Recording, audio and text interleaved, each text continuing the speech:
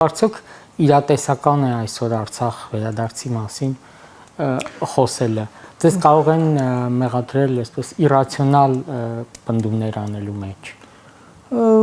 Այդպես չէ, զորօրինակ 92 թվական Արցախյան պատերազմի տոհոբոհը, երբ Դագավին Շուշին ազատագրված չէր, այդ օրերին Ստեփանագերդում կային մարդիկ, որոնք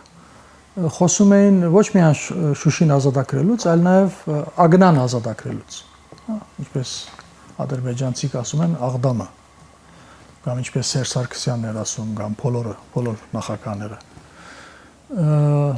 Կամ ինչպես շրջապակված 92 թիվ Շուշին Դագավին ազատագրված չէ, Արցախը շրջապակված է, ցամաքային ճանապարհ չկա եւ շատ սնումը Արցախի այդ օրերին, գղզյակ Արցախի, ընդամենը օրը կամ մի քանի օրը 1, 2, 3 ուղղաթիռ, ընդամենը սա է եղել։ Եվ ժողովրդի մեծ մասը ոտով էր շարժում, արդեն վարելիք չկար, չկար, ես այդ օրերին այնտեղ եմ եղել։ Եվ պատկերացրեք այդ օրերին կային մարդիկ, որոնք, ինչպես ասեցի, խոսում էին Ագնայի ոչ միայն Շուշի ազատագրումից եւ Պերցորը ազատագրելով ցամաքով միանալու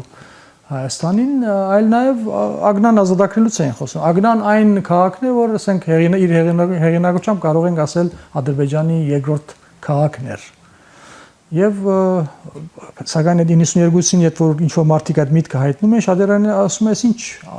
անիրադեսական մտքեր եք հայտնում։ Վերջացրեք ձեր այդ երազները։ Կամ նույն 92-ի ես հիշում եմ սեպտեմբեր ամիսներ արդեն Շահումյանի անկումից հետո Մարտակերտի մեծ մասի գրաված էր մեծ մասը Արցախը նորից փոքրացման ընթացքի մեջ էր այդ օրերին կային մարդիկ որոնք թեպի Արաքս իջնելու մասին խոսում էին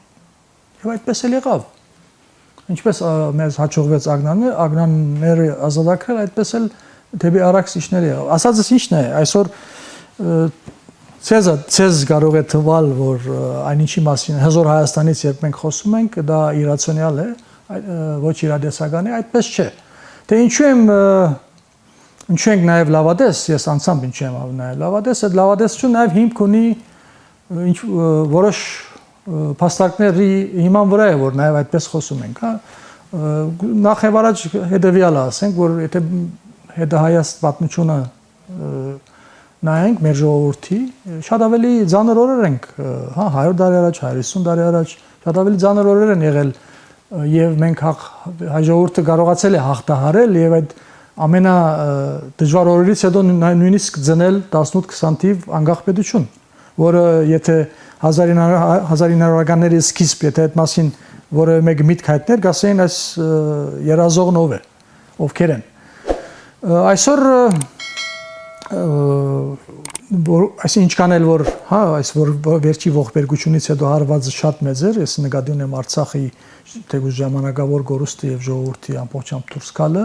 շատ ծանր հարված է սակայն մենք եթե նայենք ֆիզիկապես իմիկալու մեր ունեցած ռեսուրսը այսօր շատ ավելի մեծ է քան 100 տարի առաջ հնարավոր չէր որ հետո հնարավոր դարձրին այսօր էլ շատերին թվում է որ այս բարակդվածությունը հնարավոր չէ վերացնել հայ ժողովրդի, բայց մենք կարծում ենք հնարավոր է։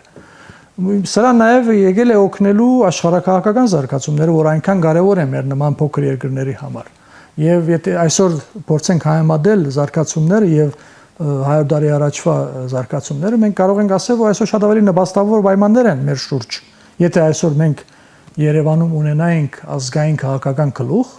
ոչ միայն Արցախը չենք կորցնի, այլ նաև Հայաստանը մեծացնելու հնարավորության ժամանակներն ենք մենք ապրում, այսինքն աշխարհակահաղական բազմաթիվ կենտրոններ արդեն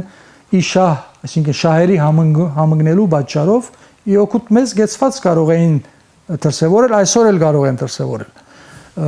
Այսինքն եթե թշնամական կողմը այսօր եթե փորձենք թվարկել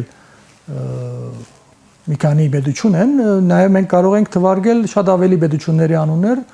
որոնց շահերը համընկնում են Հայաստան պետության ոչ միայն մնալու, նաև հզորանալու։ Գուցե ասել կարելի է շարունակել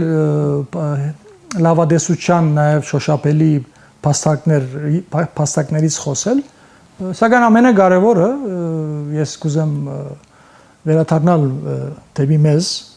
դեպի մենք մեր մեջ, ամենակարևորը մենք ենք, ինչպես ասում են, այսինքն ցանկությունը մեզնից պիտի լինի, հա, որևէ օդար չի գալու մեր փոխարեն առավել եւս ազգային պետության շինարարությամբ չի զբաղվելու, որևէ օդար չի գալու մեզ ֆիզիկապես չի պաշտպանելու։ Դա մեր բարդականությունն է, որը այսօր մենք գոբիտ ցևով դերանում ենք եւ այս խնդրով է որ մենք գլխավորապես պետք է զբաղվենք, որով մենք որպես քաղաքական ուժ զբաղվում ենք։